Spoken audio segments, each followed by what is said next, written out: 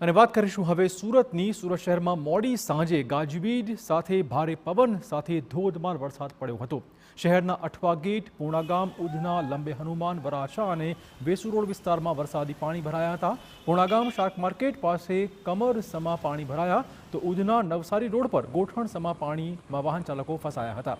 ભારે વરસાદના પગલે સમગ્ર શહેરમાં ટ્રાફિક જામ થયો હતો. પાણીના કારણે વાહનો ખોટકાતા વાહન ચાલકોને ભારે હાલાકીનો સામનો કરવો પડ્યો હતો.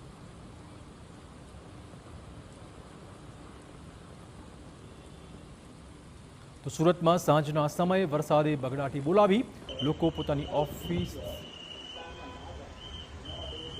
વરસાદે એન્ટ્રી મારી હતી. સાંજના સમયે વરસાદના કારણે વધુ ટ્રાફિક થતાં લોકો હેરાન પરેશાન થઈ ગયા. આવા સમયે સુરતમાં પોલીસની પ્રશંસનીય કામગીરી જોવા મળી છે.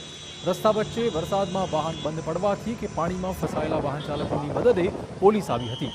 પીઆઈ સહિતના પોલીસ કર્મચારીઓ વાહન ચાલકોને મદદ કરતા જોવા મળ્યા હતા.